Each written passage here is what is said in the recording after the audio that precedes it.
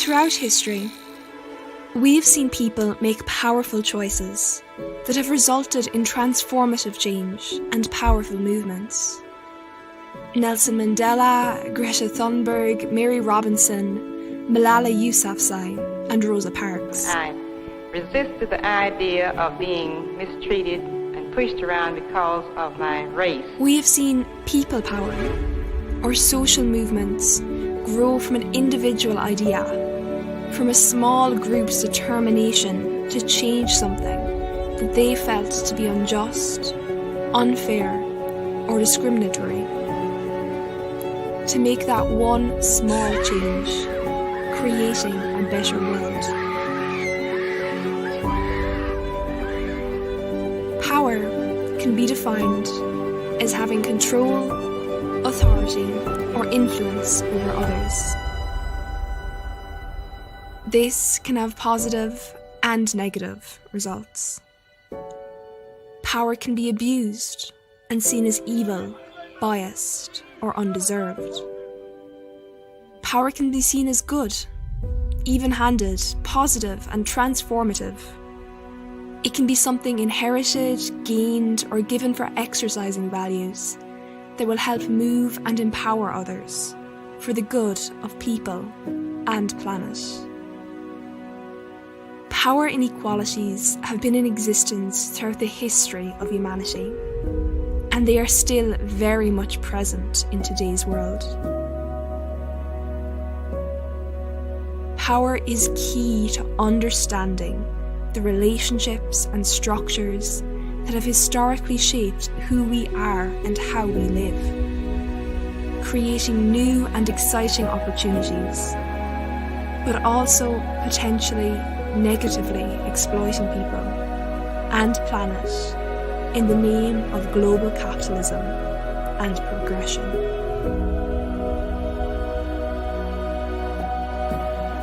Power is available to young people and within young people. How well they understand it, recognise it, and use it may just determine the future of all life on this planet.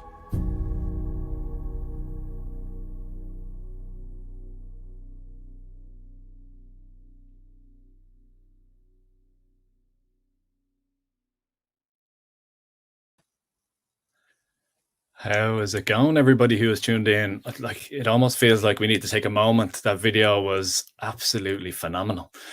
But welcome. Well, it's One World Week, and today we have a session that is, it's going to blow your mind. I think the people who we're going to have on the call today are really going to contribute something that will inspire all of us to go off and do what the ask is from today's session, which is to accelerate the implementation of the SDGs.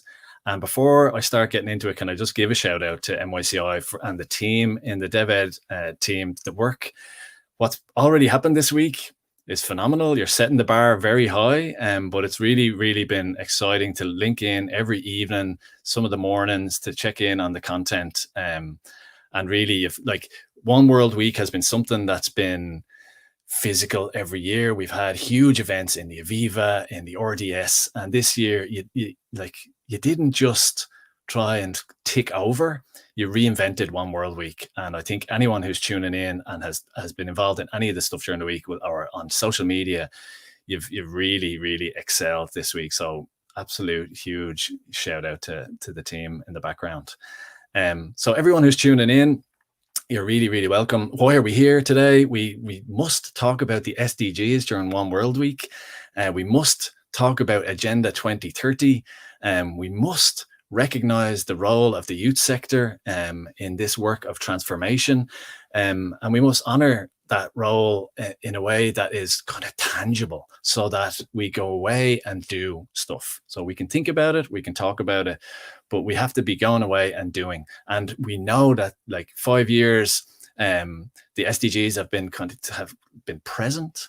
They've been in spaces where they've tried to build their own sense of importance. We've all been part of that in one way or another. But there's a backstory as well. We've been doing development education in the youth sector for a very long time. But it's really now where the words that are in the title, accelerate the implementation, I think are really, really important. And maybe, it's worthwhile checking in on, there was a video actually made 5 years ago, which was kind of like this inspirational launch video for the SDGs. So I thought it might be interesting for us to put that on screen and to check in on 5 years later, where does that video sit in our consciousness? What's still relevant about it? Is it still inspiring us? Have we done enough, or is there more to do? And so we might just do it. It's a 1 minute video. We're going to throw it up on screen, and yeah, let's see where we're at now compared to this video that was launched 5 years ago. There's a few things we all want in the future, like flying cars or holidays on Mars. But the one thing we can all agree on, a fairer, healthier, more peaceful world. Introducing the Global Goals for Sustainable Development.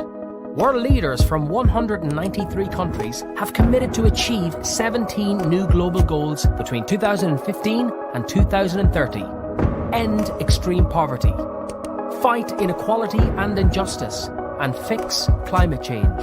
To make the future amazing in all countries, for all people.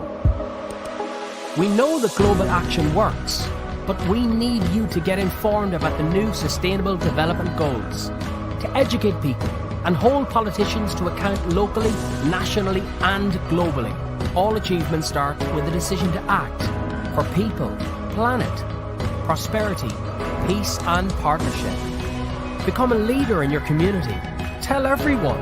Together, we can create the ultimate vision of the future.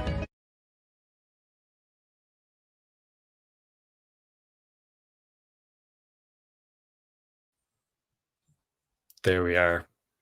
All still relevant, ongoing work. And it's nice to remind ourselves that, yes, we were like, when something kicks off, you can get stuck into the emotion of it and the inspiration of it, but success will only come if we keep doing and keep doing. So today, like, just to frame it for you guys, we have 6 panelists who have, and I would say my feedback from NYCI, when these people were contacted, the yes was instant. There was no arm twisting, no cajoling, no one had to be convinced. There was an instant yes. I am up for this. So that's really a great start. But we have people from the Secondary Students Union, we have youth activists, we have youth worker, we have politicians from local and politicians from national, and we have education represented. So as these people, I'm going to give you a little flavor of who they are and what their background is, but then you can just start imagining what they're going to contribute to the conversation today, because this is not just a one-dimensional piece of work. To accelerate the implementation of the SDGs is work for us all. And I really think that the guys who are going to join us today will give us extra insight and extra inspiration, and they'll frame it in a way that really challenges us to say, yes, like, I am in this picture, and I should be really taking responsibility for contributing. But just to give you a flavor of who we have with us today, we have Jessica Dunn, who's from the ISSU, which is the Irish Secondary School Students Union. Jessica is involved in sustainability inside the ISSU and outside, which is a great recognition of her attitude towards the SDGs. She has been involved in climate activism. She is a TEDx speaker. She's going to be, I don't know if she has already, but she's the Irish delegate for the Mock COP26, which is a huge responsibility, and is a strong advocate for intersectionality within the climate movement. So Jessica, you are very, very welcome today. We also have Adam Lamb. Adam is a 6th year. He's in secondary school at the moment. He's from Monaghan. He sits on the 2030 committee with NYCI, they have a big event tomorrow night. So again, don't forget to check in on the website for all those extra events that are happening between now and the weekend. Adam is involved with the National Youth Council also. He's in Young Voices. He's a youth activist. He's worked in the areas of mental health, direct provision. He is really passionate about elevating the youth and the student voice. Climate, human rights. Adam, and he's very passionate about the SDGs, and he's, for a young man he's putting himself out there, and is very much an inspiration to old people like me, for definite.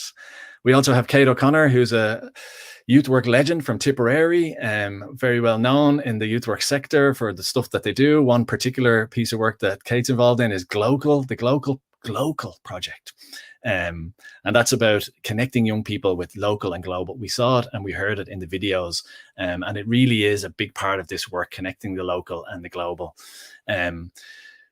Cate's into development education in a big way. She uses methodologies to support young people to have increased awareness, to have a deeper understanding of the key issues. Again, justice, equality, inclusion, and really, like, the work that Cate's involved in is building this platform for the development of the SDGs to be relevant within the youth workspace. So really great examples we'll hear from Cate today. We have Grace McManus, who is from the youth work world, but is also now, since 2019, elected to Wicklow County Council as a county councillor from Bray. Grace has been involved in the youth sector, has been to One World Week events in her past through her youth work in Bray, is a mental health advocate, is involved and has been involved in supporting the work of Corlin and Og, both as a facilitator and currently a committee member on the steering group. Grace also works in Leinster House as a political advisor. So it'll be really interesting to see where the SDGs sit within the work of Grace. So you're very welcome, Grace. We also have Dr. Hilary Tierney, who is very synonymous with the youth work world. I've crossed paths with Hilary on many occasions. What I would say about Hilary, she's involved in Maynooth.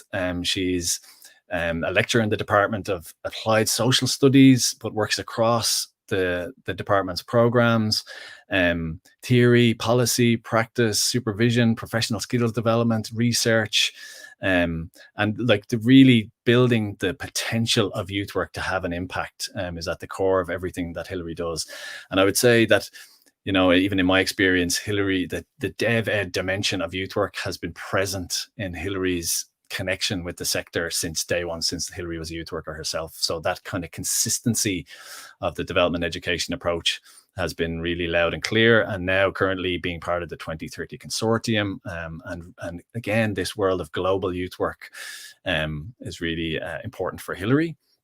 And then we will have Senator Alice Mary Higgins will join us later on, who's a progressive independent senator, and Shannon Aaron is currently in the Joint Oireachtas Committee talking about the Climate Action Bill.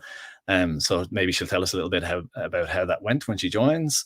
But Alice Mary is certainly, again, someone who could be comfortable doing the work in the Shannon, but I know that I come across her all across the sectors, championing the cause of the SDGs and championing biodiversity and climate action.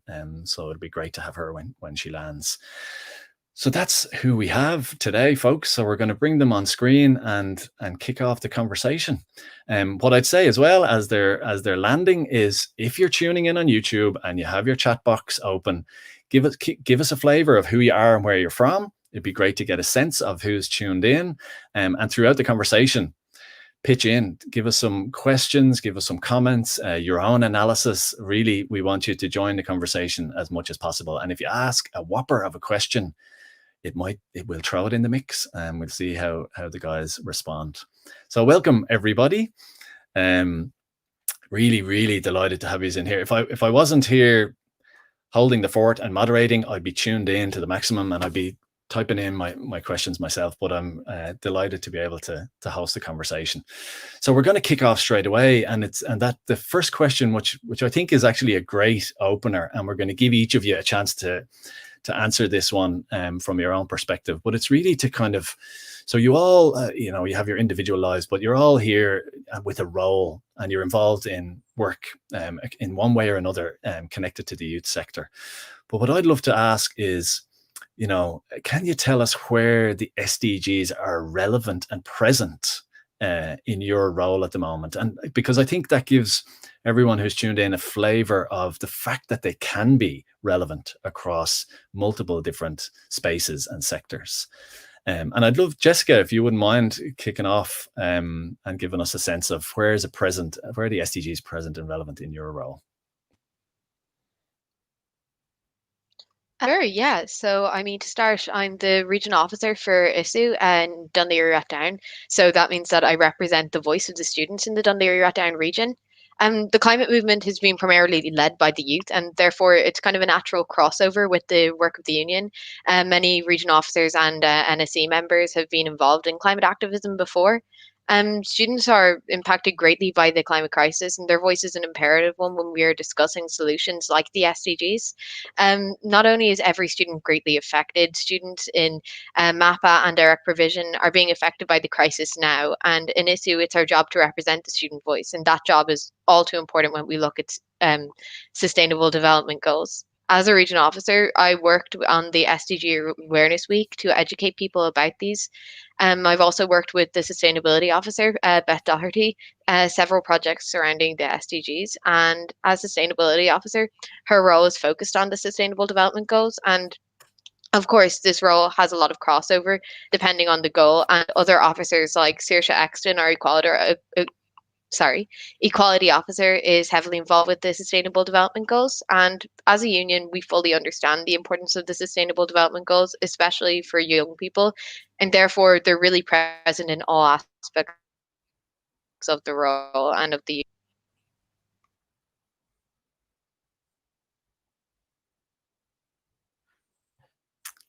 Thanks a million, Jessica. And it's so interesting again to see how the ISSU decides to place the SDGs, to build a thread into all the roles. Like, as you explained it, you could sit back comfortably and allow one person to have that role, but you're very consciously integrating the SDGs and its component parts into the work that you do, and that's really brilliant. Adam, what about yourself? How are the SDGs present and relevant in the roles that you have? Yeah, I suppose I kind of work in a lot of different areas within youth activism, mainly on youth mental health and human rights and direct provision recently, especially. And so my work kind of revolves around social and political issues in our society that mainly affect young people.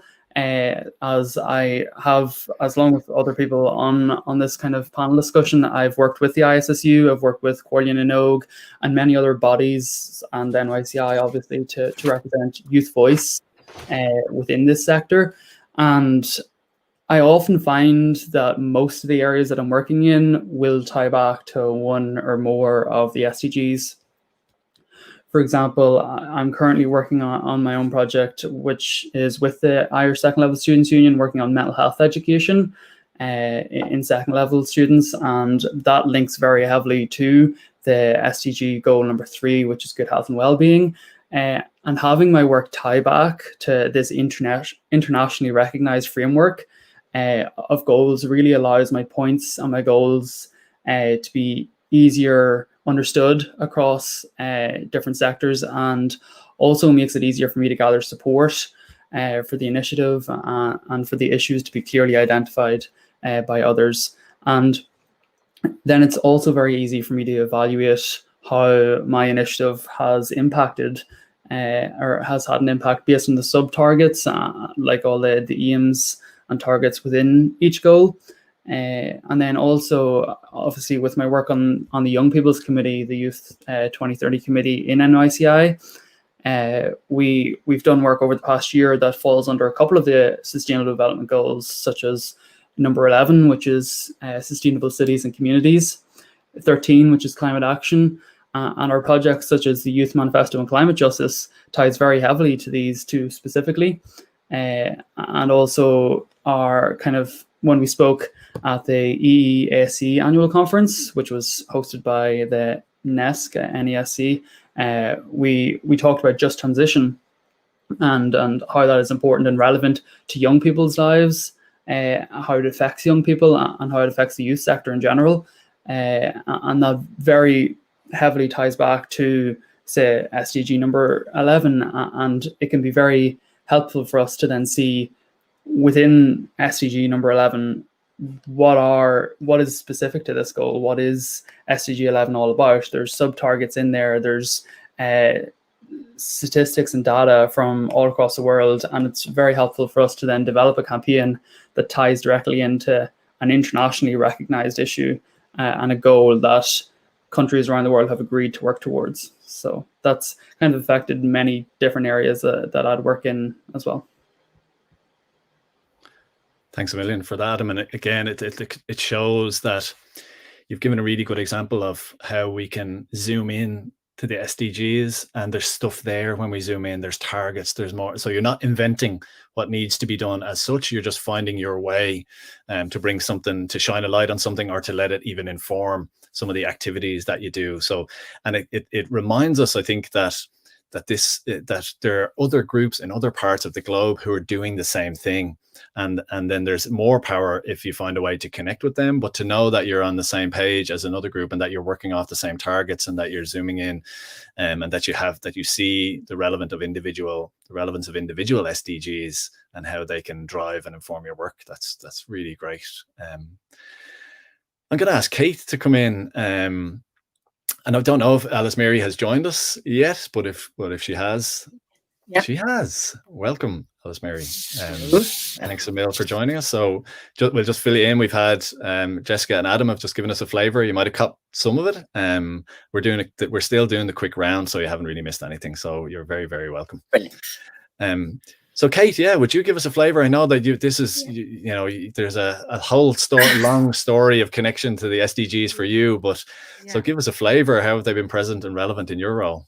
Yeah, so I suppose I've been involved in the youth work sector, firstly as a volunteer with the Girl Guides, and then as my role as a youth worker for close to 20 years. And I suppose from my early engagement with the Girl Guides, it's been about bringing the SDGs to life. And I suppose that was my voluntary interest. And now it's like I nearly have the best job in the world. I have a job that I get paid to bring the SDGs to life with young people and youth workers and the wider community. So within Youth Work Ireland Tipperary, part of my role is as our global worker, which is, completely embedded in bringing the SDGs to life. So I get the opportunity to create learning spaces for both young people and our youth workers to explore and get a greater understanding of the SDGs.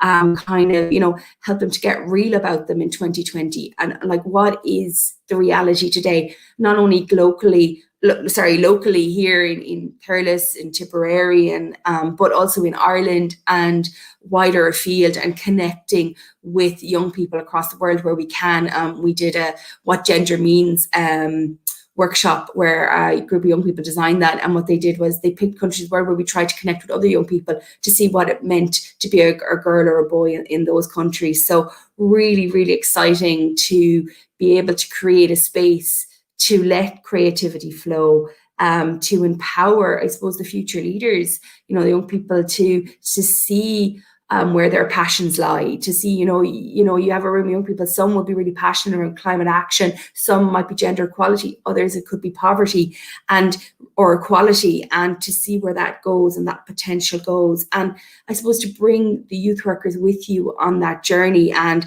to engage them in the idea around global youth work and development education methodologies, and to see where the ideas in a room can become into actions, and whether that's creating, I've worked with a gaming group, a group of lads, and they're really happy on the screen, and to take them off the screens and to work with them to build communication skills and teamwork skills, and then to throw the SDGs into the mix, and for them to go on and create their own SDG and Me board game that not only they got to play, and I can tell you the sheer delight in their faces the day when we brought in the printed up boards, and they were like, this is our game, this came from our idea. Now they did skin it from a mixture of Trivial Pursuit, Monopoly, Snakes and Ladders, a few different games, but when they saw it come to life, and then they saw it being played across our whole organisation, other young people in other towns, they were from Cashel, and you had kids in Tiptown, Killinall, Feather, Templemore, Thurles playing the game.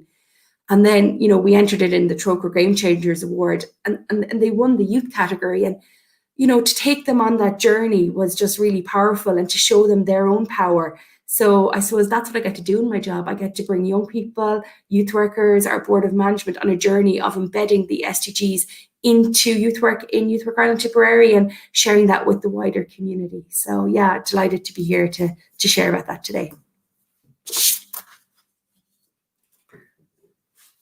And I know that there's a group of students who would usually be with me in Liberties College right now are tuned in, and I can picture the inspiration like you've really shown. And again, youth work to include and embed, as you use that word, embed the SDGs in the work, and then show us how that evolves and how it meets young people where they're at. And it's got it also links with what their interests are and brings them on a journey. It's phenomenal, really, really phenomenal. Thanks so much for that.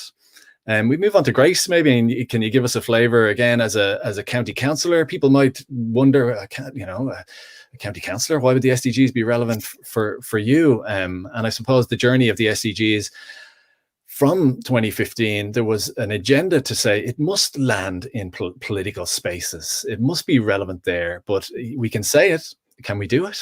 How are they present and relevant for you, Grace? Yeah, I think it's about, and like the previous speakers have said, it's about what we do, but I'm coming to realize as a public representative, it's also about who I am. So what I mean by that is in what I do, I'm on the Housing Policy Committee in local authority. So my job is I go and I try to set and change and influence the local policy around housing. And so that could be around, I would say, goal number 1, no poverty. Goal number 11, target 11.1 is about sustainable cities, and everybody should have access to housing. And so that's how we that's about what we do and how the SDGs inform what we do. But the other part that I'm only kind of realizing is it's also about who I am. So my favorite goal is goal 16. Peace, justice, and good institutions. And now I'm part of an institution. And as part of that, I need to be accountable, transparent. And there's a part under goal 16 that's about participation in democracy. And so I have to now, as a politician, try and embody those values, try to be accountable, try to be transparent, try to push participation. And so it's not only about policy level and what I write, the SDGs have to become part of how I behave as a local representative. And that's really exciting. And I would say, because I come from the activist background, there's a role as well there for activists to help politicians like us to do our job better, because I would say the good ones want to bring the SDGs to life. We want you to be a part of it. We want to work together to achieve these goals, and that's about how we do that and participation. So that's why it's so exciting for me to be here today, even because it helps me to achieve that goal and those targets under goal 16. Thanks for that, Grace. It's really interesting to hear how the SDGs serve you as well as how you might serve the SDGs, that if you're open to them and you connect with them, then they can inform how you operate as a politician at a local level. And that's, again, once, I suppose that's about your attitude towards them and your willingness to connect with them. Thanks so much for that. Hilary, if we could come to you, I mean, you've seen the story of youth work from DOT, I suppose, in Ireland, and how DevEd has kind of been there parallel, and then it kind of got interweaved, and now we're talking about global youth work, which wasn't always the case. We didn't always use that language as such, but really the SDGs have kind of, even in the last 5 years, but tell us about how they're present for you as an educator and as someone who has so much proximity to the youth sector, not just in Ireland, but across Europe as well. Hi, it's great to be here, and it's lovely to be here in such good company and to hear, already from the people who have spoken, the sort of actions that people are taking and the way people are thinking about it, and that sense of, certainly from this, is that we're all in this together. And I think that is really important, the notion of solidarity here. And I think it's one of the things that I really appreciate in my work and in my role, both in the strategic partnership, I suppose, around the notion of solidarity and NYCI's commitment to building solidarity in the youth work sector. I think that's really important. And I suppose working in the Department of Applied Social Studies in a university that is committed to inclusion and participation. I think is really significant. So from that point of view, I feel that there's a real opportunity to embed not just the individual SDGs, but the ideas of the SDGs, that sort of 3-part idea around really needing to do something serious and meaningful and immediate about extreme poverty. To work together, and connected with that obviously is the idea then about working for equality and social justice. And embedded in both of those and alive through both of those are the ideas around the very extreme and immediate and pressing issue around climate justice. And for me, one of the things I'm really interested in around One World Week in particular is to hear so much from young people and the actions that young people are taking. But I think it's also really important to remember that this is work for everyone. It is work across genders, across generations, across geography. And the idea of solidarity for me is how we work with people who are different from us, who have different ideas from us, who live in different places from us, who maybe have different aspirations for us. And I think I was really taken by Grace's idea about this notion of me in it. So yes, I have a role. I have a role as an educator. And in that role, I suppose in the university, a university that has really engaged very systematically with the development goals in relation to quality education, in relation to inclusion, in relation to research and anti-discrimination. I suppose the Department of Applied Social Studies that has committed over decades now to human rights, to realizing rights, to working systematically on issues of equality and social inclusion, and doing that, I suppose, through youth work and community work education, and very much seeing youth work and community work as a practice that engages with those substantive issues. But I think the other bit of it is the bit that Grace mentioned, which I think is important, is that my primary role is as a human being. And so the bit for me that I think when I was asked to reflect on these questions was quite challenging, which is, where am I in this? And I suppose I grew up in a generation, as I look around the group here, and I'm not sure who's watching, is that I'm conscious that I'm probably a couple of decades older than a lot of people here. And I grew up in an era where we talked about the personal being political, about the notions, again, I suppose, of those, the local and the global. And I think that's one thing that's really significant about the SDGs, is that they are for all of us, right here, right now, not at some time in the future, not somewhere else, somewhere now. So I think that we're also challenged, all of us, to think about how do we live our lives now and what sort of changes do we need to make. And one of the things I've been very conscious, I suppose, in my role, is one of the things I have loved, I have to say, is the opportunity to travel and to meet new people and to have new experiences, but really very seriously having to ask myself a question about that now, in terms of how I live a commitment around the SDGs and around climate change. And so really having to think about that, actually, I'm going to need to travel less, or travel differently, or think about other ways to do it. And so for me, one of the things in all of that that's a challenge for all of us to embrace, I think, to rather than see it as in something insurmountable, is how do I bring these into my own daily life? How do I begin to live my life a little bit more consciously? And that's what I really love about the idea of global youth work. I think it's a great term. And I love Mamadou Salou's idea, the title of his book, the notion of provoking consciousness and taking action. And so for me, it's about making the connection between the awareness and the action. How do we do that? So for instance, so in Maynooth, it is about the actions we take. So I like, that Maynooth University divested of investment in fossil fuels.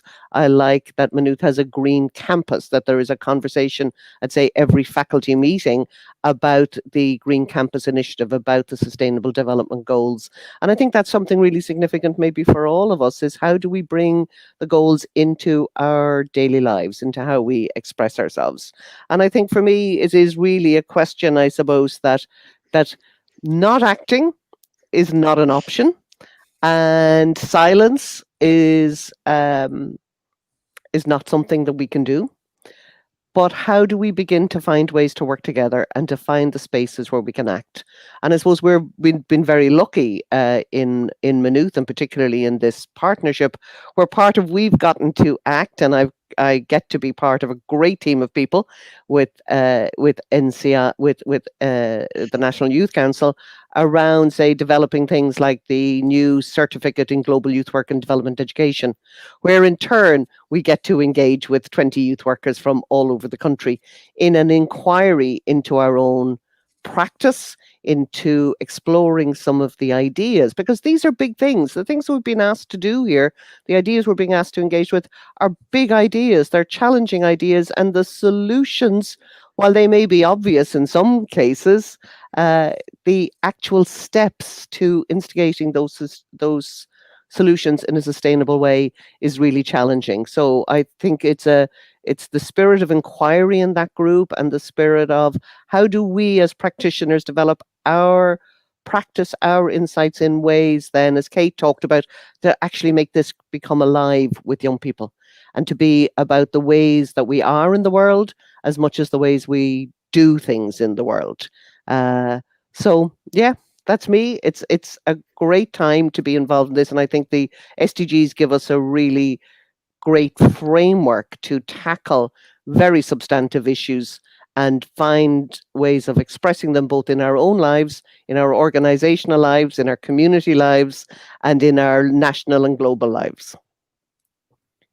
That's brilliant. Thanks a million, Hilary. And it's great to hear again that the institution of education isn't just delivering content, it's also asking itself how it shows its commitment in all it does, and how it presents itself to students who might come in. It's not just in the classroom that this stuff exists, and it's always great to also explore that tension between on both sides, that the SDGs are not 9 to 5 and then you switch off and go back to life, but also they're not just after hours in your spare time. So there is that tension between how do the two meet, and I think that's where the magic is, as you say, that's when we kind of take on the challenge of exploring how is it relevant across my entire life.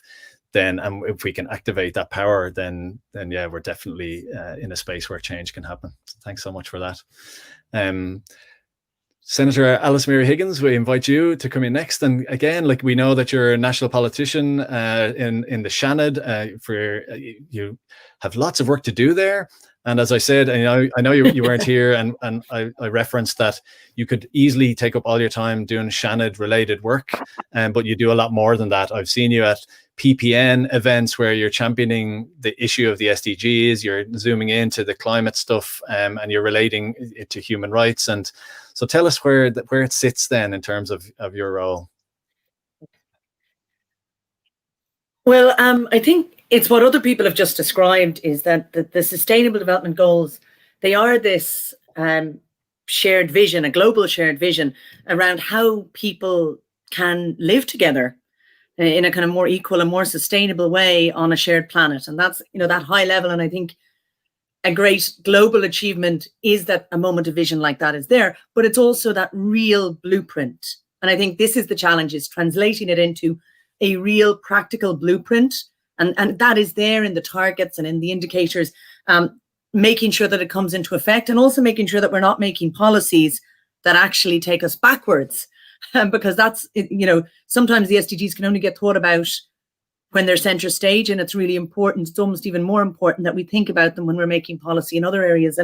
And one of the reasons that I'm a little bit late joining today was exactly we were in the climate committee, and we're engaged at the moment in pre-legislative scrutiny on the climate bill, which isn't yet as strong as it should be. And one of the ways in which it's maybe not as strong is that it doesn't actually reference the Sustainable Development Goals yet. So one of the things, for example, that I was just fighting for is that the Sustainable Development Goals need to be reflected in the climate bill, so that we have really ambitious climate targets, but that they're also done in a way that thinks about that joined up picture the SDGs offers of, in a way that promotes equality, economic and social sustainability, inclusion and participation, and all those, that full picture and that kind of holistic approach of the SDGs. And it's actually also, for example, in another of my committees, I sit on the Committee on Disability, and one of the great achievements in terms of equality in the Sustainable Development Goals, as opposed to previous things like the Millennium Development Goals, for example, is that disability is really properly referenced in lots of different sections of the Sustainable Development Goals. So one of the things there is when we talk about, Ireland signed up on the UN Convention on the Rights of People with Disability, and that means we need lots of new infrastructure, we need lots of new resources, that we think about the SDGs. They're a really useful tool for how we make sure that people with a disability can fully participate. And I would have also worked on legislation around participation in the community for people with a disability, and really drawing on the Sustainable Development Goals. So for me, there's something I was really passionate about before I went into politics, back when I was with the National Women's Council of Ireland. And I think for me, it's been about raising awareness of them and engagement with them, and making them, basically using them, first of all, making the connections with issues we're already discussing, but also maybe making them be a note of caution when we're moving in the wrong direction, so that we're not moving against them. I mean, and it can be issues as specific as I would have talked about the Sustainable Development Goals in relation to tax policy, in relation to period poverty, around things like, hedgerows and biodiversity, but also quite wide policy areas like public procurement. So that's an area where I've focused a lot in terms of, when we spend millions and millions and millions every year in public expenditure, are we thinking about the Sustainable Development Goals? And that's one area I think it's important, because sometimes when financial policy is being set, the Sustainable Development Goals can get forgotten. And in fact, that's an area where we need to remember it. So it is around making sure that the Sustainable Development Goals aren't simply an inspiring, colourful poster on a wall, but that they are a test for the policies and legislation we make. And then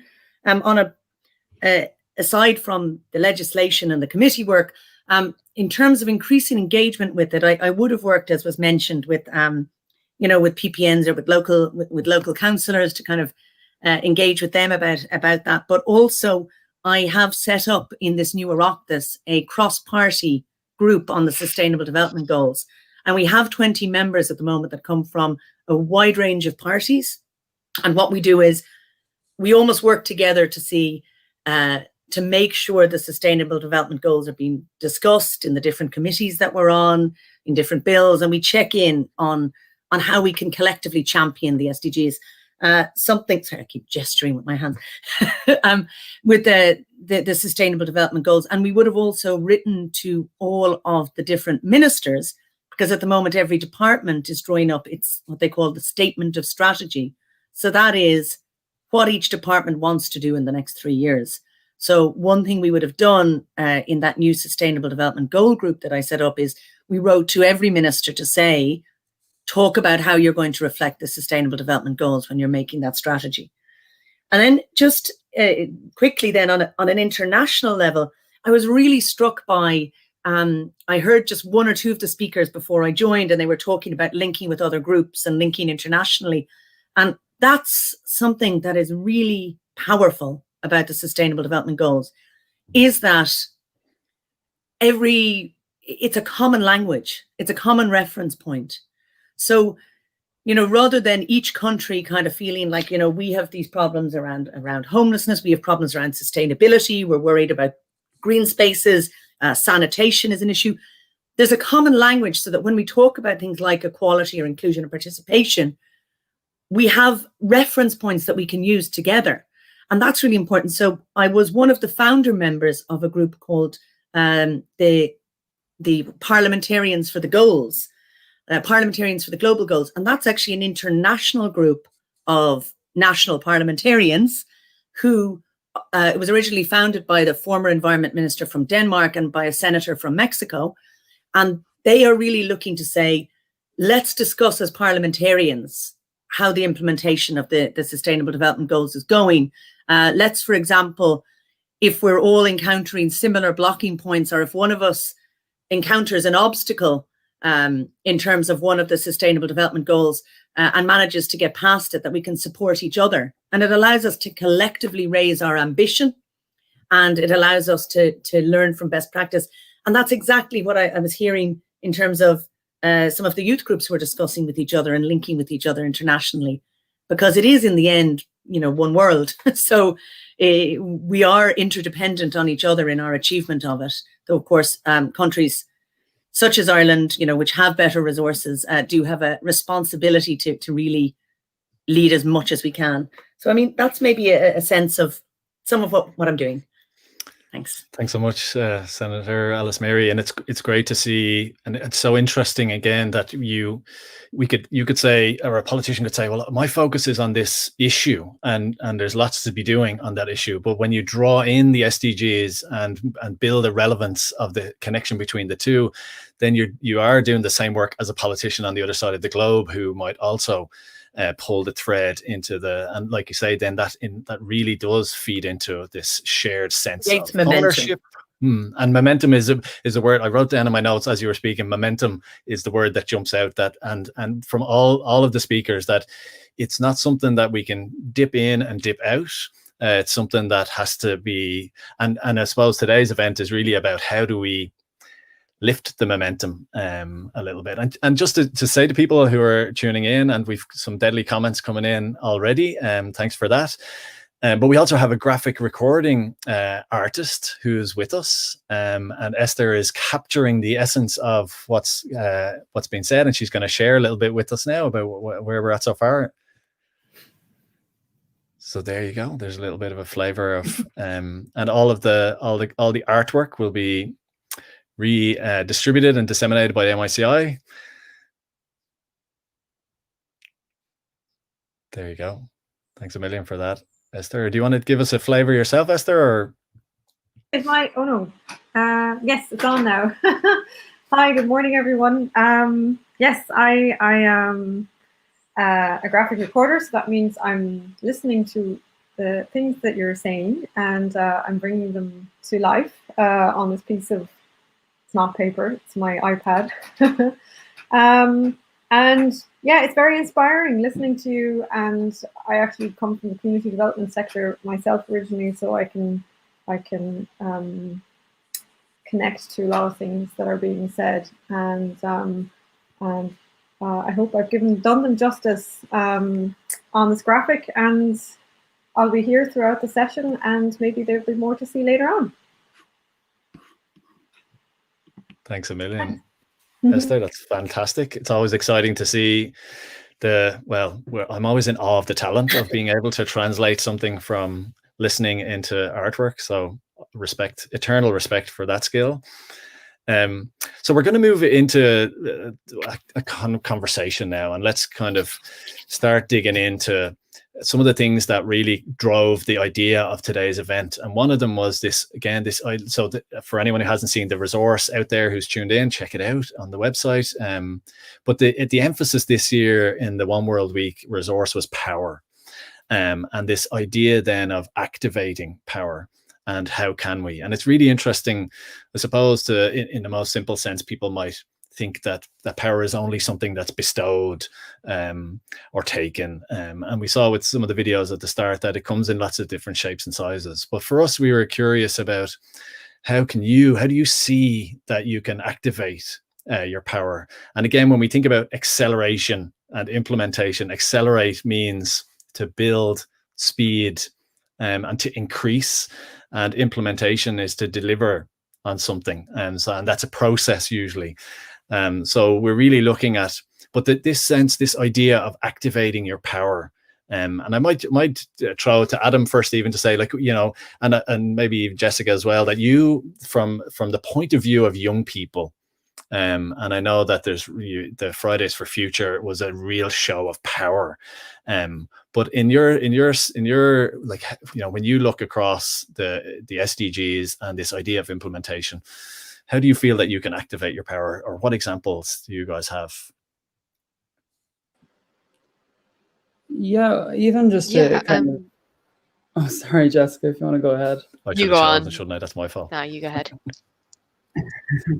No, just activating my own power. I feel like the SDGs, because it's a well-established framework that's been around for over 5 years now, it really helps guide, say, me as a youth activist on certain paths and areas, and on my own journey to create that impact. And obviously, being a youth activist or being an activist in any sense of the word, you have in your own mind goals that you want to achieve. You have things that you want to strive for, and places that you want to work towards a better future for others and for yourself. And it can be hard to put words on what you want to do or put a proper plan in place, I suppose, and the proper targets that you need to reach to achieve that goal. And I feel like because this is such a well-developed framework that has been developed like across the world and is something that has that commonality from country to country, it allows you to work with others a lot easier because you have those common goals. And that can definitely accelerate your impact when you're able to communicate really easily with people in different countries, in say a European level, in a global level, or just in Ireland. But we have that common framework, and it's a lot easier to communicate your goals because you can relate them back to one of the SDGs most likely, because they're really broad and comprehensive of some of the main, I suppose, issues that we're facing today. And that definitely allows you to work with others, and that really helps accelerate it. It's a really great point, that the template is there, that you don't have to invent from scratch how you're going to tackle an issue, that you can just tap into both the energy and the framework of the SDGs. Jessica, what were you going to say? Yeah, I was just going to say more on the topic of if there's any young people watching this who are looking for ways to get involved with all of this. I think that personally, a way that I felt very empowered working on the SDGs has been through ISU working groups. If you go to the website, you can find those. But just finding working groups or finding any campaigns to get involved with, any movements to get involved with. Even if you see something online that you think is cool, a lot of time people think that they're very exclusive, but if you DM a lot of these accounts on Instagram and stuff like that, you can very easily get involved. It's very much about taking initiative and just finding ways that you can get involved. I think that's always great. That's cool. And and again, there's a personal responsibility. If someone is feeling like they want to get involved, then there's an action that they can take, which is built on the intention of wanting to get involved and do something good. So reach out, make connections, and see what flows from there. Anyone else want to come in on this in terms of activating power? We just jump in, Grace, and then Cate, and everyone wants to come in, so we'll do a flow. Grace, go for it.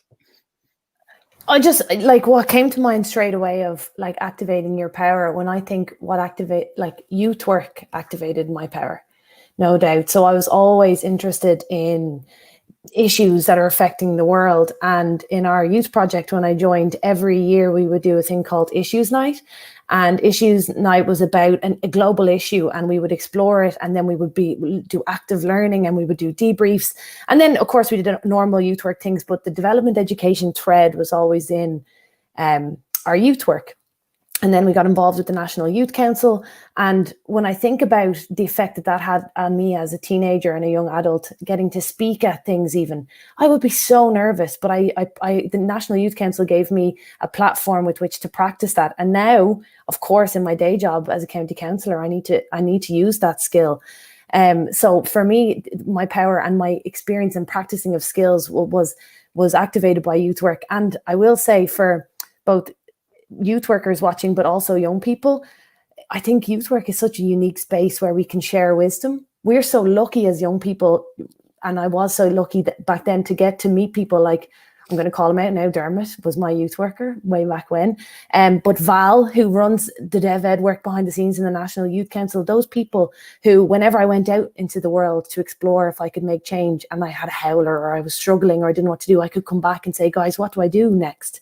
This is hard. Change is hard. What do I do? And they always had this wisdom to share with me, to guide me along the way. And so I think there's something so magical about youth work activating the power of young people who will be our future change makers and politicians. And we want us to be equipped to be able to do that job well. And for me, youth work definitely equip me with the knowledge and skills. Throw the ball to Cate, because that's your world.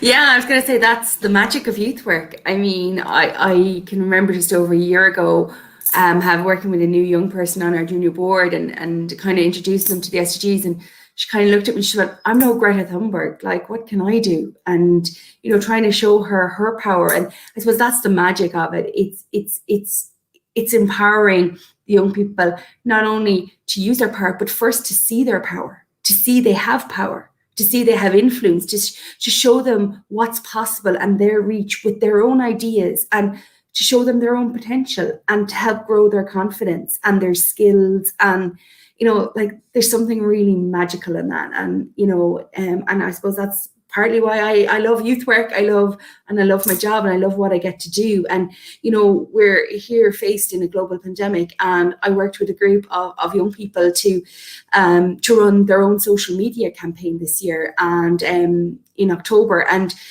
you know, you're kind of going, you have all the challenges that the COVID pandemic brings, and the different levels, and we can only meet online, or how can we do what we want to do? And, you know, you could have gone, oh, we'll scrap it this year, but no, the young people wanted to stick with it, and they kind of decided to really focus around equality and how, you know, inequalities are affecting young people in 2020. And what was amazing was this core group of 16 young people sat around on Zoom, figuring out what they wanted to speak out about, how they were going to do it.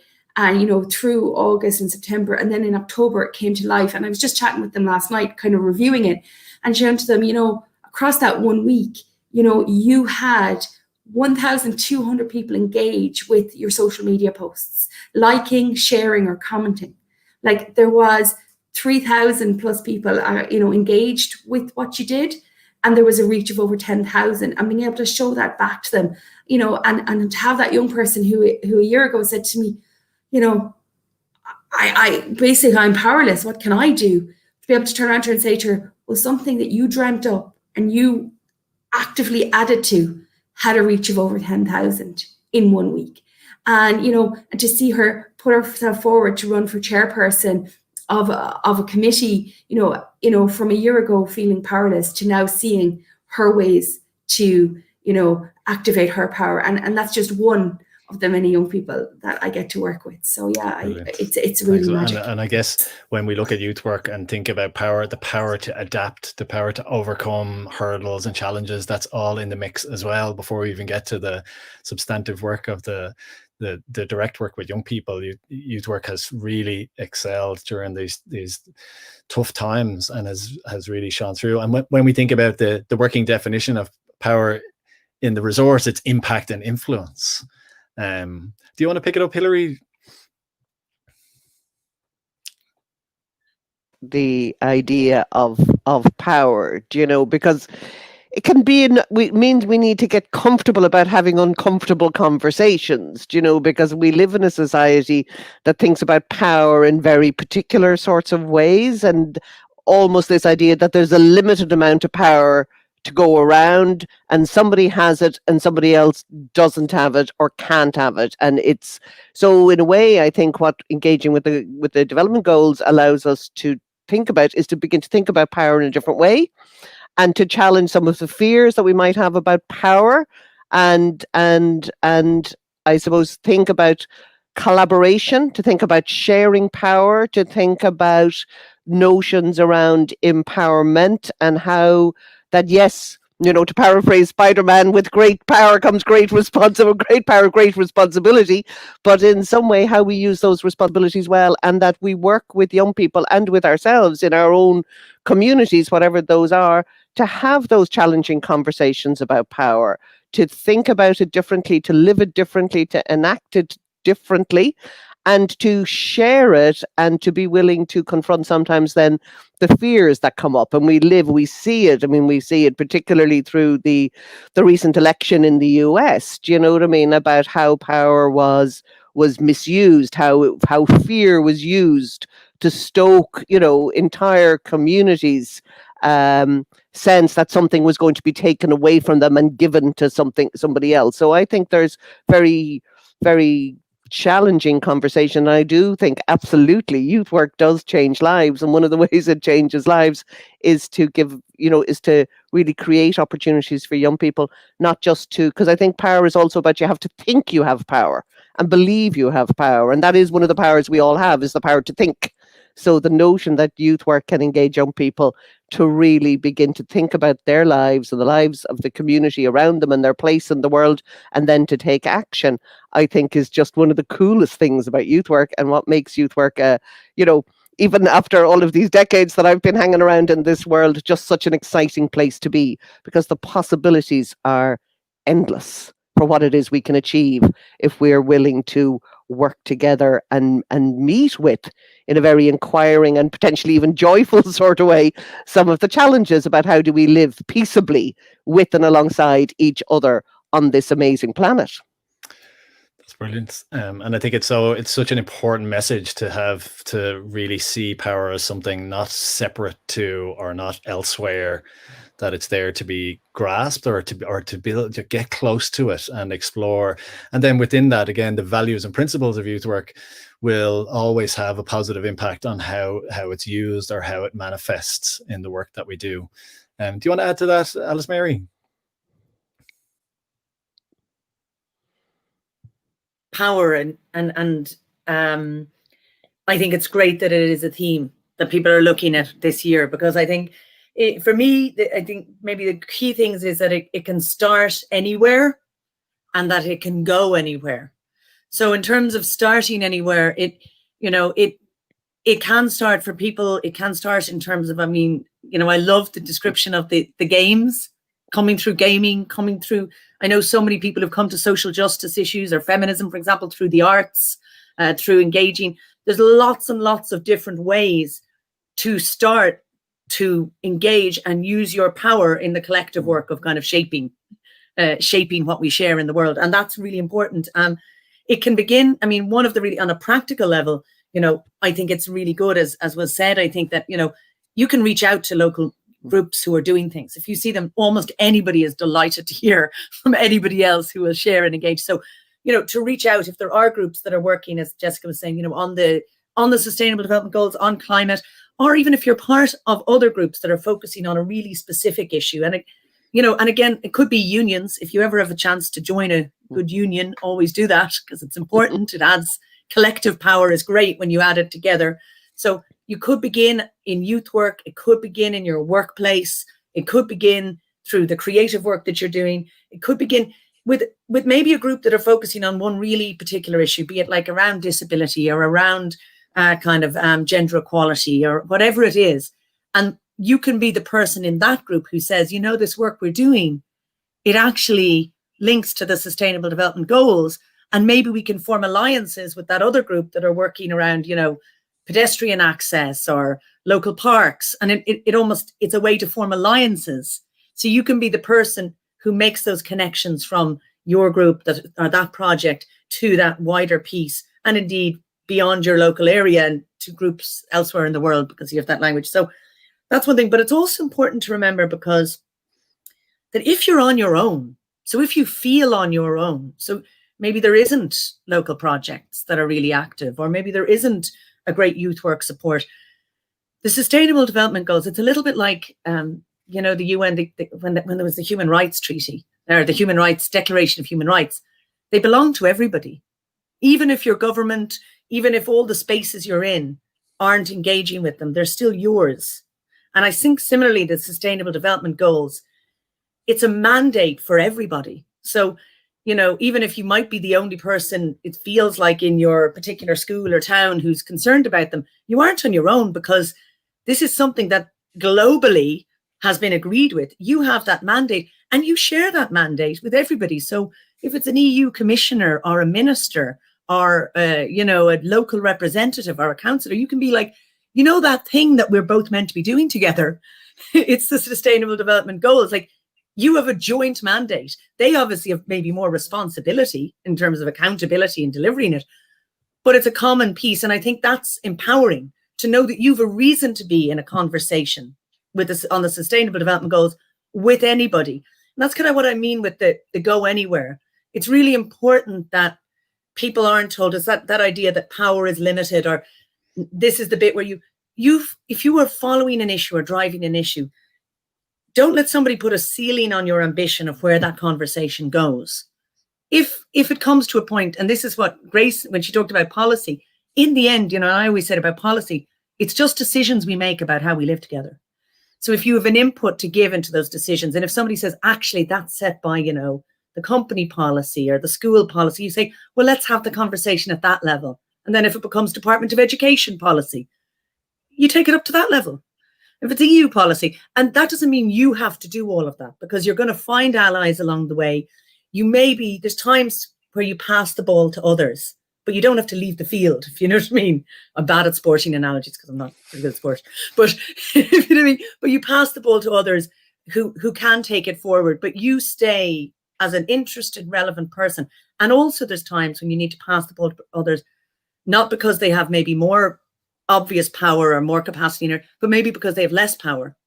And that's sometimes really important as well. And we saw it, the Fridays for Future movement, for example, has really identified that Indigenous peoples around the world who've led the debate on climate action, on climate justice for decades, often don't get into rooms where they should be. And something I think has been really inspiring is how the Friday for Future movement has really said, we consider this to be an incredibly relevant voice from Indigenous movements, and we're going to make sure they're coming into the room alongside us. So that's really important too. I think that takes us into where we were going to go with this next question, which was about that collective action piece and how we recognize that there are allies available to us, or that we build connections to those. Like, the easiest thing often can be to just be in your own bubble, and it's, I've got plenty to do here in my own space. I haven't got the time, or maybe the inclination, or I don't know where to start if I want to build collective action, or if I want to link. But we've already heard a few examples of the potential for that. But I think it'd be great for if anyone even had examples of that show us how important it is to kind of stretch outside and to build alliances, or to even believe that collective action is where the change has most potential. Anyone want to take that one up? I'm going to give a one-liner example, just because I think, am I right that ISU are here, Irish Secondary School Union, is that Jessica? So yeah. The work that they did on, for example, on Irish Sign Language, it's one example, but it's, they were one of the groups, again, who really pushed around Irish Sign Language and around that idea of participation in every aspect of public life, which is, again, it's there in the SDGs, for people. And that was an example of a really good practical solidarity that, like, the Shanad ended up passing legislation on that. And we were lobbied by secondary school students mainly. So that's really good. So that lobby, and is that so? Alice, Mary, and Grace, even is lobbying something that so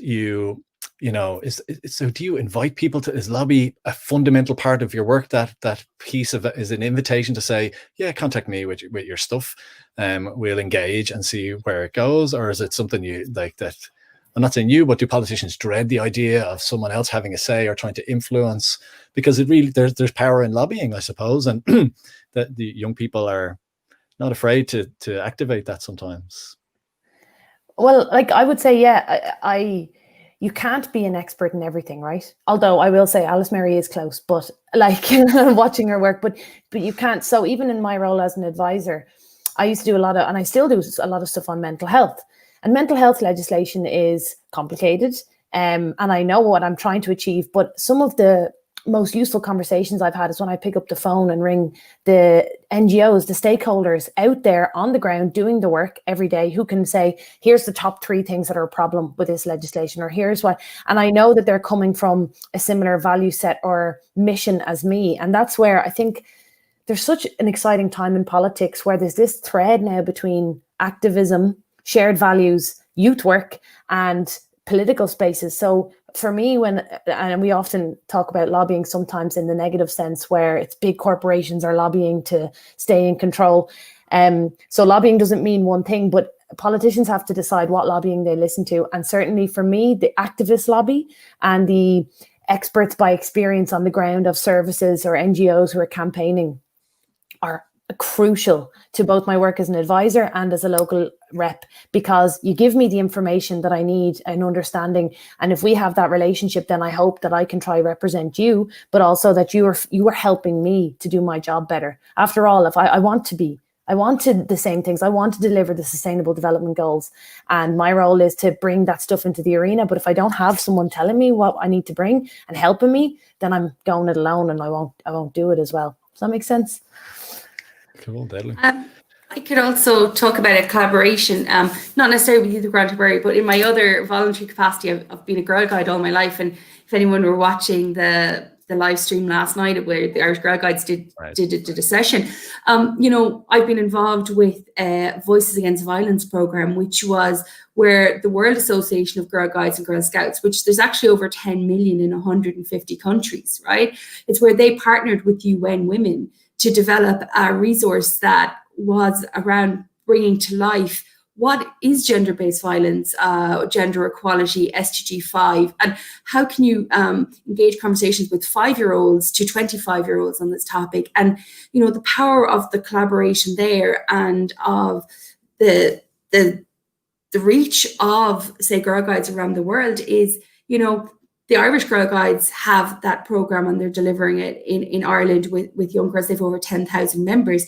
but it's been delivered across 150 countries where, it's empowering their members. And it's not just girls. The program can be used with girls, boys only, girl only setting, to look at that issue of SDG 5 and to activate their power and to take action for change. And, that's the wonderful thing about a number of amazing organizations in Ireland and globally that anyone can be part of. There's Girl Guides in mostly every town in Ireland. So there's so many ways to get involved, and that's what happened to me. A 7-year-old, I rocked up to a brownie meeting in Thurles, and 30 years later, here I am, a youth worker, passionate about the SDGs. But that came from me actually turning up at a local brownie meeting and finding out that there was girls around the world, other 7-year-olds, part of this amazing movement. And it brought youth work to life to me. It brought global connections. It brought the Millennium Development Goals at the time to life, and now the SDGs. So, I know I wouldn't be here today as a youth worker with Youth of Grand Tipperary if it hadn't been for that connection and that opening my world up through the Girl Guides. Brilliant. Thanks a million for that, Cate. Yeah, I was going to come to you, Adam, about the Youth Committee, Young Voices. So when young people come together, tell us about that collective action and the power of that. Yeah, it was definitely something I really related to, especially when Grace was even talking about mental health and my work there. There's so much intersectionality between all these different issues, and less so just, I suppose, the commonality of the SDGs and communicating with others and lobbying. I think there's a real space there with that the SDGs provide for proper collaboration and co-development of, I know Grace was talking about more policy end of it. For my experience, it's more on resources for young people. And really, when you look at that, there's so many different organizations doing work towards, say, it would be SDG number 3 on good health and well-being, to look at mental health. And there's so many different organizations there. And when I was kind of embarking on my journey to look at mental health education in secondary schools, there was Spun Out and A Lust for Life, Jigsaw, there's different organizations there. And I contacted them and they were more than happy to help contribute to the sort of research and resource and research and input, because we're all working towards those common goals. And definitely when it came to, Cate was talking about her experience in the Girl Guides, when I first learned about the Sustainable Development Goals was through Corleon and Ogue, and there's so much within that youth work sector and education wise, because when I think of youth work, it can be kind of a very broad kind of title that goes over a lot of different stuff. But when I look at it, I see education, I see extracurricular education outside of school, education in Corleon and Ogue, and youth work in different workshops and events. And it's just different ways to educate yourself on the issues. And when I first learned about it, I didn't even know there were the Sustainable Development Goals. I just seen that these were these list of different 17 actions and goals that we can work towards. And I thought it was amazing. And then this was a couple of years back, and then moving into different spaces where I'm working with, say, UNESCO, and I see these same 17 goals, and I'm like, wow, there's really, they're working towards the same things as this other organization. And it's really allowed me as a youth activist to flow among these organizations and help contribute to this one and that one, and make sure my work is relevant to all these different areas of youth work. And definitely with the youth committee, we have gathered young people from completely different backgrounds, completely different areas, people who have been working on climate action or on life in the ocean, and people who've been working on human rights and revision, or people who've been working on mental health. There's loads of different areas, and we were all under this Youth 2030 umbrella, looking at how we can, say, target this one, this set of goals for a while, and then we can move over and look at these set of goals. It really kind of brings those people together, even if they're working in slightly different areas. They're all working under kind of this big umbrella, and it really gives a lot of guidance to the entire sector. It gives a lot of guidance to me as one person who's not only interested in, say, climate action, I'm interested in loads of different areas. So I can really pick and choose, I suppose. I want to work on this for a while. This is one goal, and I want to work towards this target within that goal. I want to see what impact I can make, because certainly, and this ties back to the conversation we were having earlier about activating my own power. Like, really, when I started off getting involved in stuff like Quarley and Oak or NYCI, getting involved in Young Voices, I really was completely brand new to this world, and I, again, didn't really know that I had power. I didn't think I had power. I thought power lied with those decision makers, policy makers, or those established youth activists who've been around, like Greta Thunberg, and have made huge change.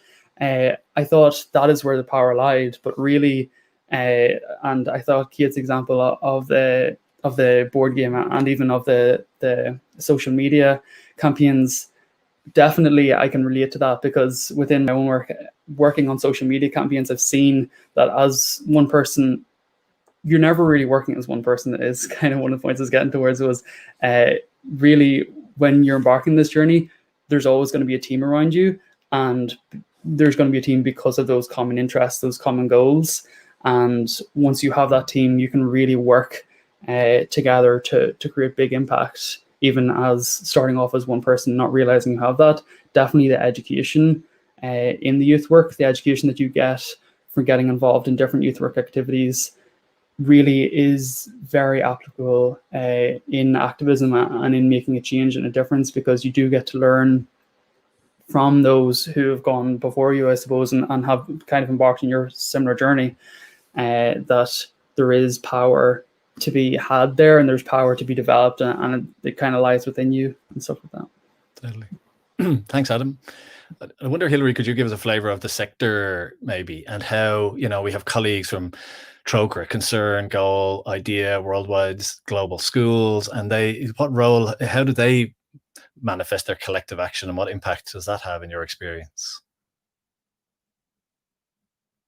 Is crucial, and I suppose my understanding of collective action is very much comes from, I suppose, my own education in community work, and we talk about it there fairly incessantly, but the idea that also the collective action is built on a collective analysis, and that action then has a strategic dimension to it, that we have a goal and that we're working towards that. So one of the things I think that has been really, and continues to be really powerful in terms of the strategic partnership that Maynooth are part of, along with Trócaire and Concern and the National Youth Council, with and alongside Irish Aid, I think is a really good example of the work. So we're both producing, so we're running things, activities, we're doing things, but we're also doing the thinking and the talking in the background and building our understandings of what's going on, and thinking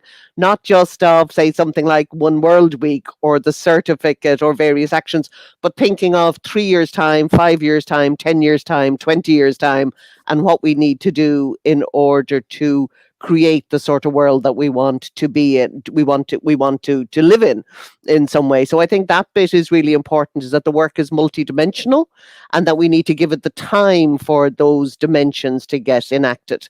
And I think one of the things about youth work, and particularly even thinking about youth work at local level, because a project like our strategic partnership is probably more at that national level, although it has local impact, we'd like to think. I think it's really important about people bringing their expertise together, being valued for that, and then looking at what it is that we have in common, and then fixing on a couple of key things that we want to move forward, and where it is, as I said, where it is, envisage where we want to be, but also think very pragmatically about how you're going to get there, how are you going to build that. But I also think that in youth work and in youth projects, I think the notion of collective action within communities is really important, is how you reach out beyond, the local youth project, and how that project then moves into the community and begins to have these conversations about sustainability, about how, whatever that might be, and that young people begin to take their place within their communities as fully contributing members of society now, not at some point in the future, And so I think one of the things that particularly, I suppose, that and hearing the young people talking today, is that thing about how we need to create space, both for the conversations, but also for valuing the different ways of knowing. And I think that for me is a really crucial part of collective action, that there's no one way of knowing, and knowing doesn't belong to one particular grouping, that actually it's a sort of a matrix of knowings, and how those get valued, I think, is really important. And then, of course, people may take a lead, as distinct from being the leader, in different actions that are, make sense in terms of their skill sets or their access to various forms of, where they can be influential. But the important thing is always to feed back to the group and build from the group, so that everybody is in some way, is both part of the conversation, but is also part of the solution, so that we're all the time sort of creating, I suppose, change that is sustainable, but is also flexible and responsive.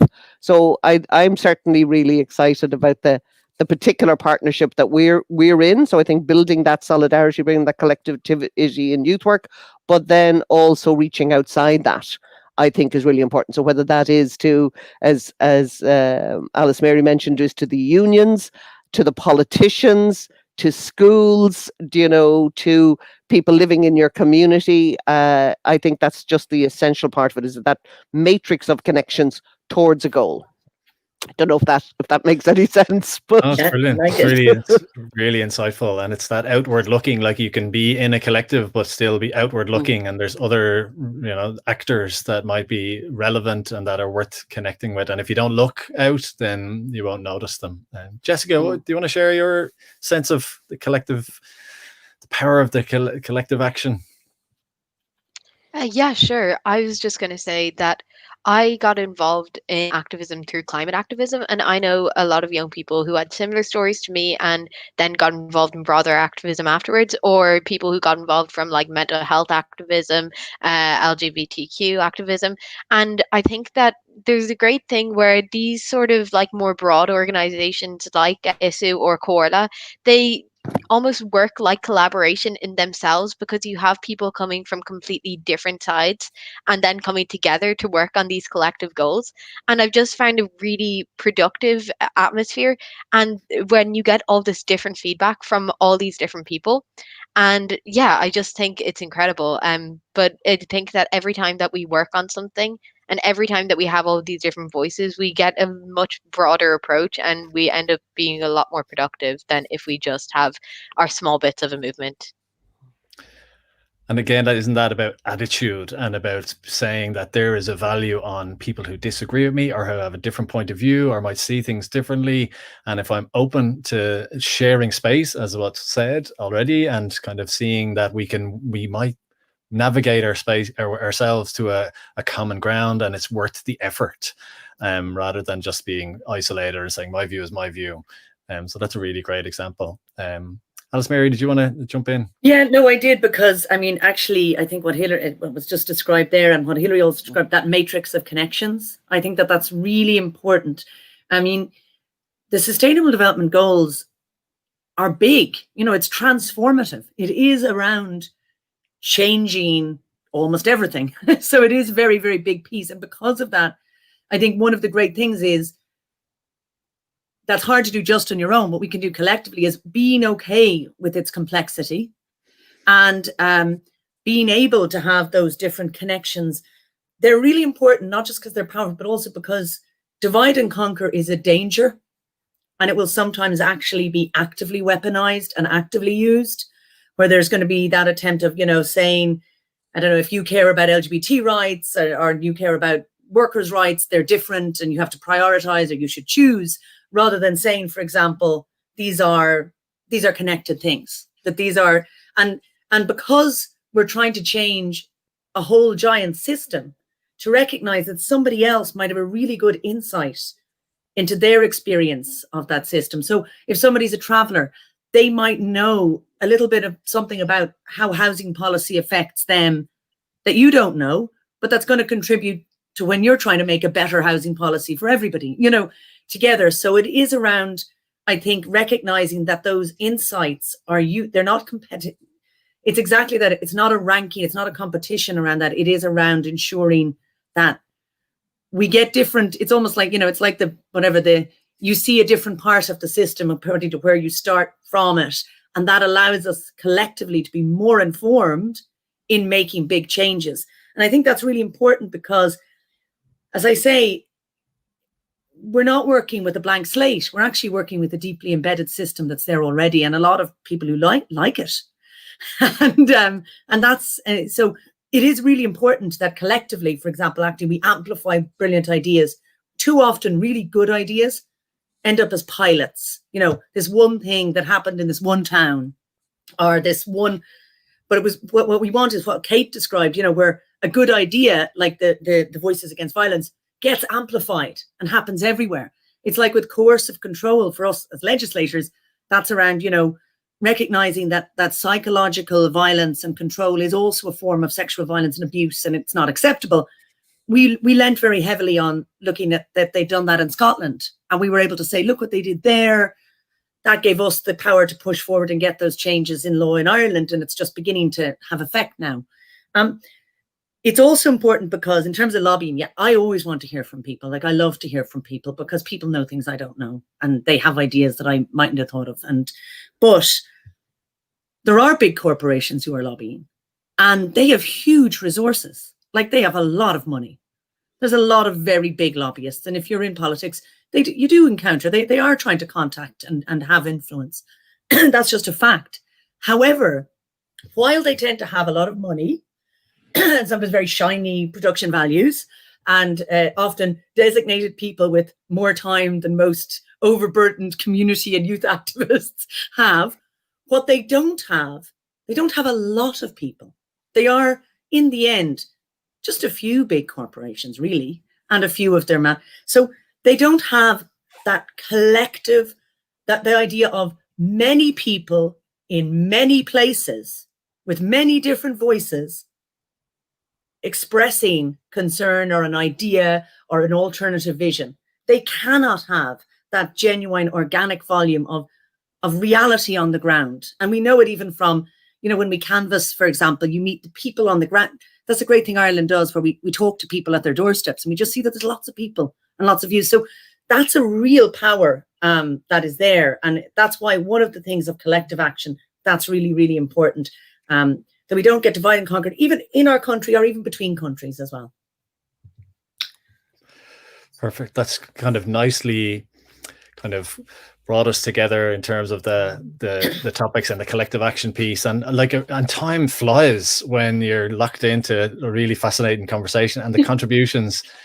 I'm losing it. I'm not paying attention to the time because I'm so interested in what everyone has to say. So what I'm going to do is invite a final round of just a message, even. And I know even in the chat there, Cara has asked a question about what other advice would you give to young people who want to get involved but don't know where to start. And it's we can sometimes lose ourselves in the fact that we're in there and we're doing and we're, it's flourishing. And there are some people, who are still waiting for an invitation or a little guiding light to show them where to start. And I know NYCI will say, give us a shout. And that is always a good place to start.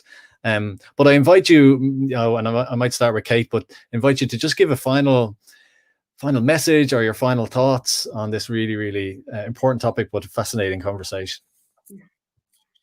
Yeah, I would say go for it. I might show my age when I say pick up the phone. So maybe pick up the social media networks, direct DM. You have NYCI and the list of all different youth and community organisations across Ireland. But, there's Youth Work Ireland, Tipperary, but there's Youth Work Ireland, Galway, Monaghan, Louth. There's also Feroiga, there's the Scouts, there's the guys, there's so many. There's the Corlas in every county. Through your school, you might be able to access Corla, through your youth clubs. There's so many ways. So look, I would say believe in yourself, your voice, your power. Go for it. Get in touch with the youth sector and community sector, and go for it, because the SDGs are so broad and so wide.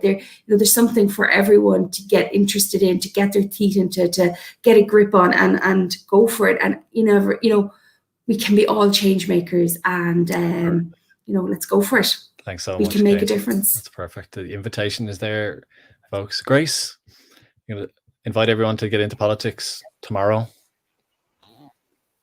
Go for it, please. I want more people there who are sharing my vision. But so it feels like we're on this external journey, right, of the Sustainable Development Goals. But there's also something I just want to say. My final message would be anyone watching this is that who you are is the most powerful tool you have.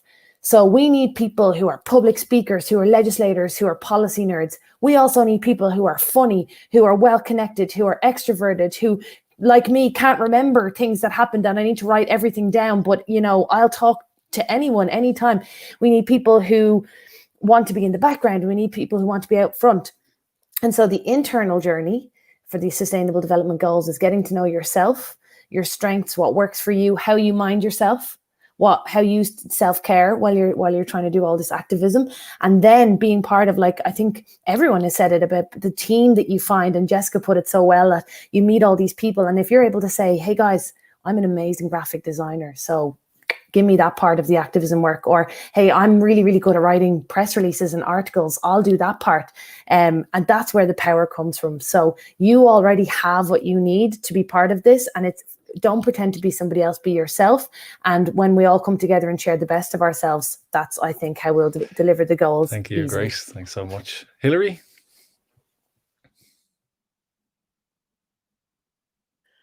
There's so much to say, isn't there? I mean, I think for me, I think, and to echo and maybe take on from what Grace said, there is something in all of this there's an invitation to be brave.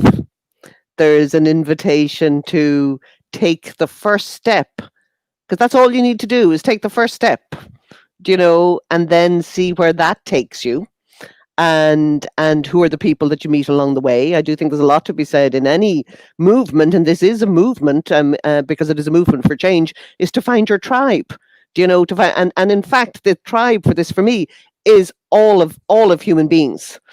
It's not about our nationality or our gender or our, our sense of who it is that are our people, because our people is all of us in this. And I suppose I'll finish one of the things, my quote for pandemic is at the bottom of my email for anybody who's ever had an email from me, which is from Mary Oliver. And it's an invitation to consider, what are you going to do with this one wild and precious life? So that's my invitation. I'm going to change the bottom of my email now and steal that. Thanks a million, Hilary. Senator Alice Mary?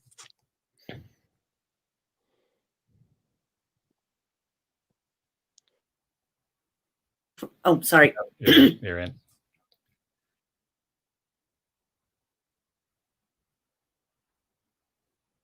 We lost you again between you and Leo. What? There we go. Okay. There we go. I was just agreeing, what Grace said.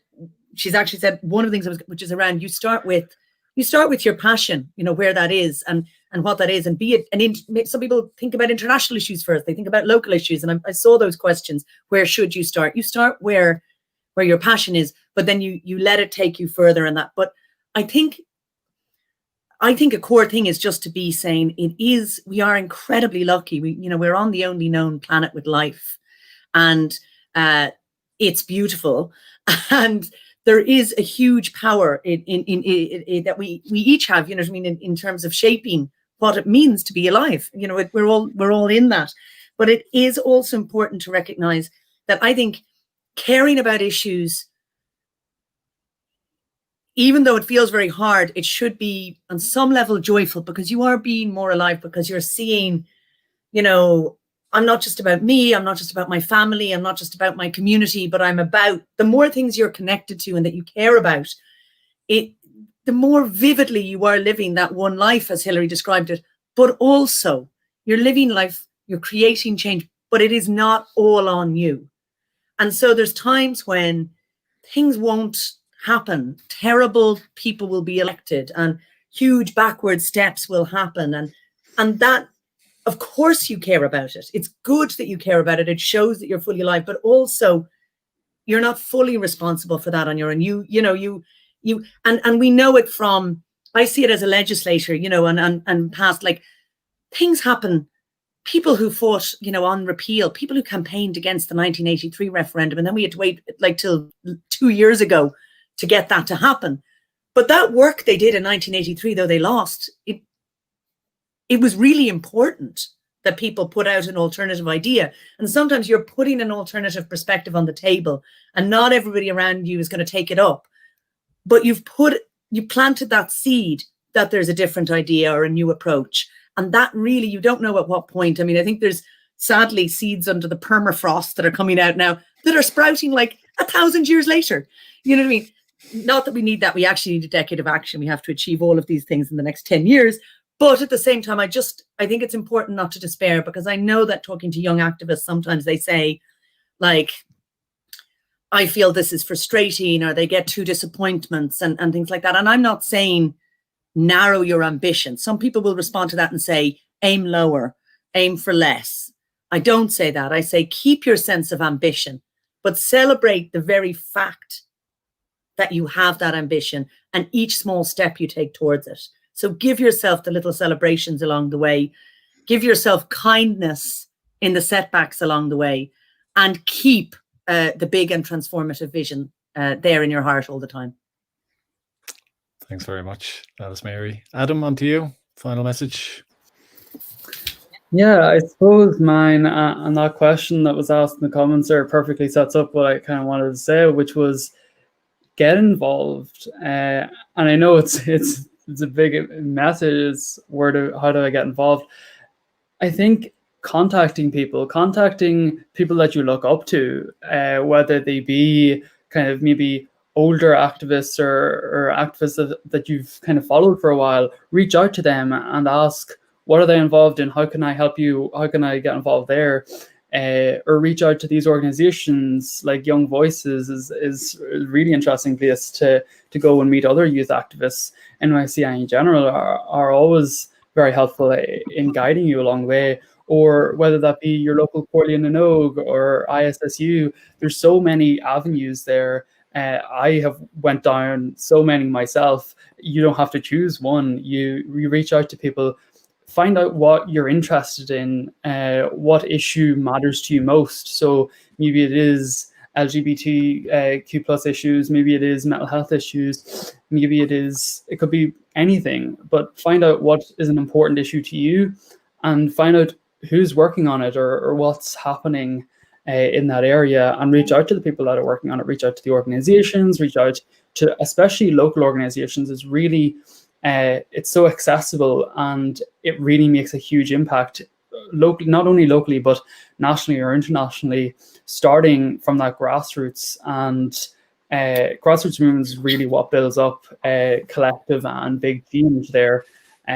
So it's really important that you start off, you contact, and again, tying into what Grace said, there's people who need completely different types of people. There's people who say are really extroverted and love talking and love speaking about those issues, but they need someone, they need their team, they need the people around them who support them. So you might be thinking this is activism, a youth activist, it's a one-person role. It's really not. It's you maybe see one person, but they could be surrounded by 5 others or something like that. So recognize what are your skills, what are your abilities, what can I bring to the table, because there's always going to be a need for you in some area. There's going to be a need for you. Maybe if it's not in one group, it'll be in another group. And recognizing your own skills and what you want to work on, and then approaching those people with, look, again, I'm a great graphic designer, I'm a great public speaker, I'm a great researcher, I will help you kind of achieve that goal, or I want to achieve this goal, can you help me, you know? So it's not a one-person thing, and definitely by reaching out to those who are already working on it, most likely they'll have a space for you, they'll have something that you can help with and that you can kind of build towards that goal in whatever way that you want to. So brilliant. Thank you, Adam. And Jessica, final word from you. Yeah, I would totally agree with everything that Adam said there. And just, I think that when you're like trying to get involved with all this, sometimes you see some veterans of like the youth activist world that can make it quite intimidating, and you assume that like people are like, we're all very professional here. People assume that there's kind of a very professional attitude and that they're not like good enough for activism.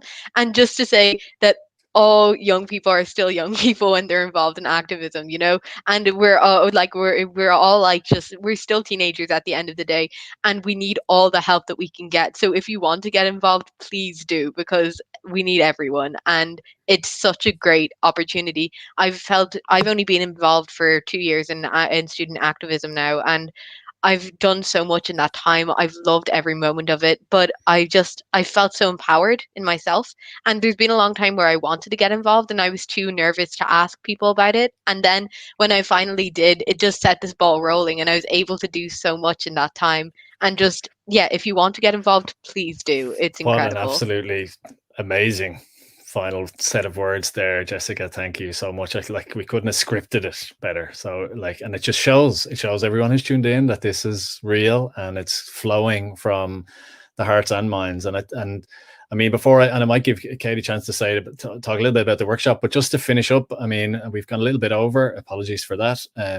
But I don't think anyone's going to be disappointed.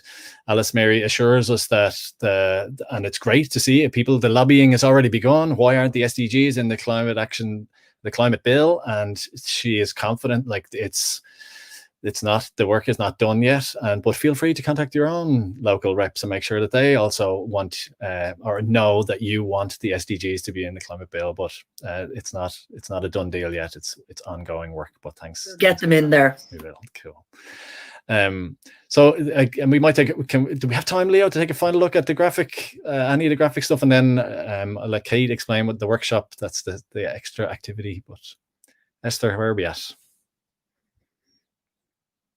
This is the final drawing. Hi, this is the final drawing, which I thought it was lovely what everybody said and extremely empowering. So I like the first step. So we have our young woman full of passion, bravery, taking her first step to plant seeds for a vivid future. Brilliant. I can't wait to see them now, and watch out for the MYCI social media, and you'll see all that landing in all those spaces. But can I just say before I hand over to Cate, thanks so much for the invitation to give your time. Came from MYCI. As I said at the start, nobody blinked before they said yes, and that really is an important message that I want to send out to the youth sector, that there are people across with connections that you might not even recognize, but there are connections there into youth sector work, young and old, and we really appreciate that you've joined us, that you've really contributed today, and it's been very, very inspiring, and I hope that anyone who's tuning in really does tap into that courage, and that as Hilary said about this, that we are all the tribe, and what I would add to that as well is that the SDGs give us a unifying story, and I think that's where our future lies, hopefully.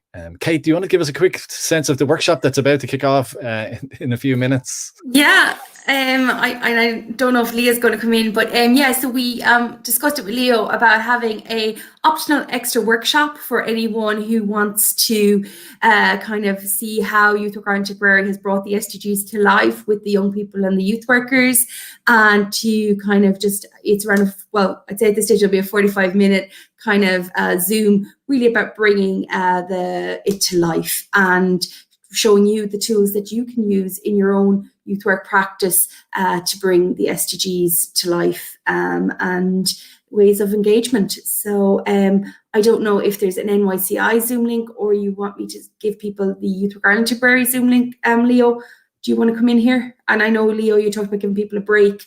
So I think I just need a little guidance from NYCI here. Sounds deadly, though. Sounds deadly. Yeah. So people who registered probably got the link. Okay, perfect. I don't have the link.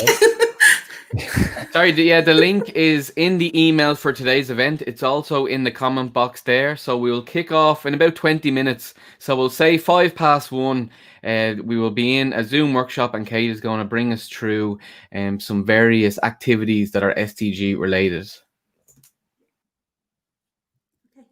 Brilliant. Thank you so much. Thanks a million.